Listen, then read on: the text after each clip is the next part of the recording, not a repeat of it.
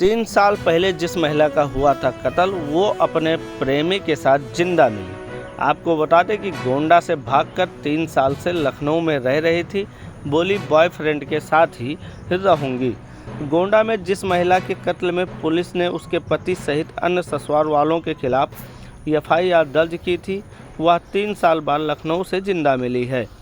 पिछले 3 साल से उसके मायके और ससुराल वालों के बीच मुकदमेबाजी चल रही थी।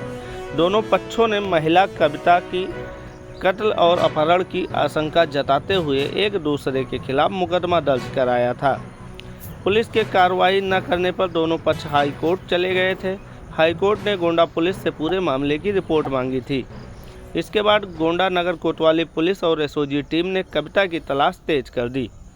पुलिस ने सर्विलांस की मदद से शनिवार देर रात कविता को लखनऊ में उसके प्रेमी के घर से बरामद कर लिया। इसके बाद उसे गोंडा लाया गया। सोमवार को कविता को मुख्य न्यायिक मजिस्ट्रेट के कोर्ट में पेश किया गया।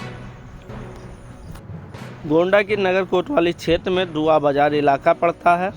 यहाँ रहने वाले विनय कुमार की शादी 17 नवंबर 2017 में नवाबगंज थाना क्षेत्र के सेमरा शेखुईपुर की कविता देवी से हुई थी।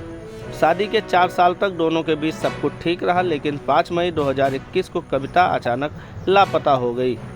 विनय कुमार ने कविता के गायब होने की सूचना उसके मायके वालों को दी। मायके वालों ने 26 मई 2021 को नगर कोतवाली में कविता की गुमशुदगी की रिपोर्ट दर्ज कराई।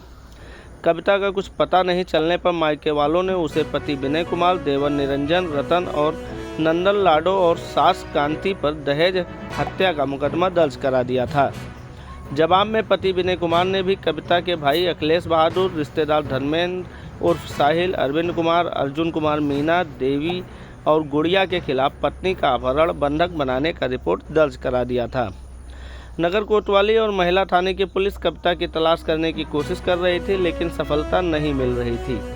इसी बीच कविता के मायके और ससुराल वालों ने हाई कोर्ट में याचिका दाखिल कर दी। इस पर हाई कोर्ट ने गोंडा पुलिस को तलब कर लिया। इसके बाद पुलिस ने कविता की तलाश तेज कर दी। पुलिस ने 3 साल से लापता कविता को लखनऊ के डॉलीगंज इलाके से बरामद कर लिया है। वह पड़ोस के रहने वाले अपने प्रेमी सत्यनारायण गुप्ता के साथ घर छोड़कर चली गई थी। तब से उसे डॉलीगंज वाले में घर में ही रह रही थी। इन 3 सालों में ना तो ससुराल वाले और ना ही मायके वालों को कोई खबर थी। कविता ने बताया कि 2021 में वो ससुराल से चली गई थी। मेरे ससुराल वाले मुझे मारते पीटते थे। मैं यहाँ से अपने पति का घर छोड़कर पहले अयोध्या गई, फिर वहाँ से लखनऊ चली गई थी। ददुआ बाजार में रहने वाले विनय कुमार से मेरी शादी हुई थी, लेकिन मैं लखनऊ में जा रही थी। वहीं रहना पसंद करूंगी। मैं अपने घर वालों से भी नहीं मिलना चाहती। SP विनीत जायसवाल ने बताया कि नगर कोतवाली में 2021 में रिपोर्ट दर्ज कराई गई थी। परिवार वालों ने बताया था कि उनकी बहू कविता कहीं गायब हो गई है।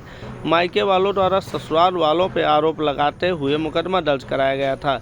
नगर कोतवाली के नेतृत्व में कई पुलिस टीमों का गठन किया गया। 2021 में महिला गायब हुई थी।